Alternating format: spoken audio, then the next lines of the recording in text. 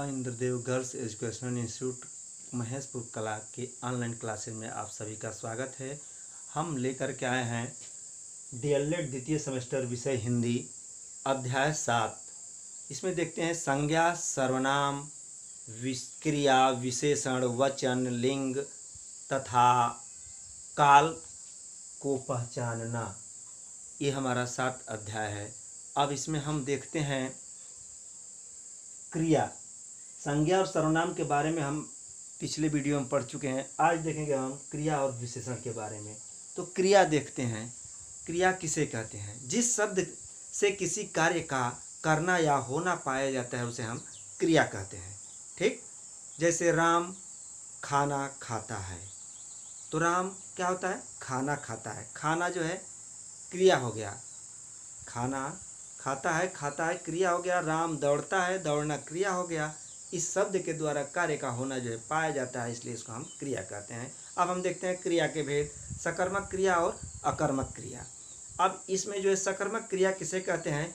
तो जिस क्रिया का सीधा कर्ता पे प्रभाव न पड़ करके वो कर्म पे पड़ता है, उसको हम क्या कहते हैं? सकर्मक क्रिया कहते हैं। माने जिस वाक्य में क्रिया और कर्ता इन दोनों के अलावा कर्म भी होता है, उसको हम क्या कहते हैं? सकर्मक क्रिया कहते हैं। जैसे राम पुस्तक पढ़ता है, तो राम का क्या कर्म है? पुस्तक पढ़ना। ये जो है कर्म हो गया। अब इसको हम क्या कहते हैं? सकर्मक क्रिया कहते हैं। अब हम दूसरा देखेंगे अकर्मक क्रिया। अकर्मक क्रिया हम उसे कहते हैं कि जिस क्रिया का सीधा सीधा कर्ता पे प्रभाव पड़ता है, उसको हम अकर्मक क्रिया कहते हैं। जिस वाक्य में केवल कर्ता और क्रिया होता है, उसको हम क्या कहते हैं? अकर्मक क्रिया कहते हैं। उसमें कर्म नहीं होता है, उसको हम अकर्मक क्रिया कहते हैं। अब इसके बाद हम देखते हैं आपको विशेषण। विशेषण जो है देखते हैं, विशेषण किसे कहते हैं? तो विशेषता बताने वाले शब्द को हम क्या कहते हैं? विशेषण कहते हैं। जैसे कृष्ण कैसे थे? सांवले थे, तो सांवला जो है उनका क्या है? विशेषता बता रहा है वो, तो वो जो है विशेषण हो गया। अब हम देखते हैं विशेषण की परिभाषा जो है, संज्ञा अथवा सर्वनाम की विशेषता बताने वाले शब्द को क्या कहते हैं? विशेषण कहते हैं। अब हम देखते हैं विशेषण के भेद।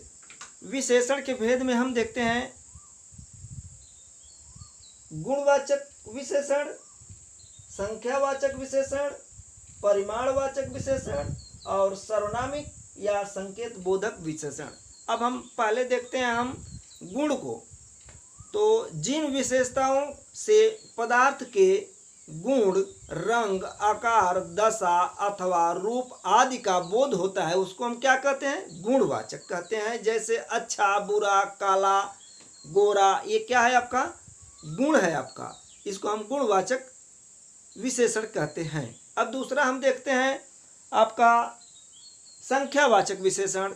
तो संख्यावाचक विशेषण जिससे वस्तु की संख्या का बोध होता है, उसको हम क्या कहते हैं? संख्यावाचक विशेषण कहते हैं। जैसे देखते हैं कुछ आम है, कुछ आम है, ये जो आपका किस में जाएगा? 4 आम है, 5 आम है, ये संख्या निर्धारित हो रही है, इसको हम क्या कहते हैं? संख्यावाचक। अब कुछ कहेंगे तो कुछ जो है ये निर्धारण पूर्ण रूप से नहीं हो रहा है, इसको हम जो है संख्यावाची नहीं कहेंगे। जो संख्या को एकदम पूर्ण रूप से जो है इंगित करे कि 2 मीटर, 3 मीटर, 4 संख्या, 5 संख्या, तब उसको हम संख्यावाचक कहते हैं। अब हम देखते हैं आगे जो है परिमाणवाचक, जो है जो शब्द किसी वस्तु के परिमाण का बोध करता है, उसको हम परिमाणवाचक जो है विशेषण कहते हैं। जैसे कुछ आम है, देखिए यहाँ पे जो उसको क्या कहता है? परिमाण। थोड़ा भी इसको परिमाण दे रहा है, पूर्ण रूप से तो नहीं दे रहा है। थोड़ा दूध है, वह कितना है, कितना आम है, माने वो क्या कर रहा है? वो उसको परिमाण को बता रहा है, लेकिन पूर्ण रूप से उसको नहीं बता रहा है कि कितना है। ठीक है। अब हम देखते हैं 10 गुना है, उसको भी परिमाण बता रहा है। अब आगे देखेंगे हम क्या? सर्वनामिक या संकेतवाचक बोध। ठीक है। तो जो सर्वनाम शब्द विशेषण की भांति प्रयुक्त होता है, उसको हम क्या कहते हैं? सर्वनामिक विशेषण कहते हैं। फिर पुनः रिवाइज कर रहे हैं, जो सर्वनाम शब्द विशेषण की भांति प्रयुक्त होता है, उसको हम क्या कहते हैं? सर्वनामिक या संकेतवाचक विशेषण कहते हैं। जैसे देखते हैं कि यह मेरा घर है, अब वो संकेत कर रहा है, उसको पूर्ण रूप से जो है वो संकेत कर रहा है कि ये किसका है? ये मेरा घर है। वह कौन है, माने उसको संकेत कर रहा है। इसको हम क्या कहते हैं, संकेतवाचक जो है परिमाण बोधक कहते हैं, जो है सर्वनामिक कहते हैं। ठीक है, अब अगला वीडियो हम देखेंगे जो आप में अगले में जो वचन, लिंग और काल के बारे में बताएंगे। धन्यवाद।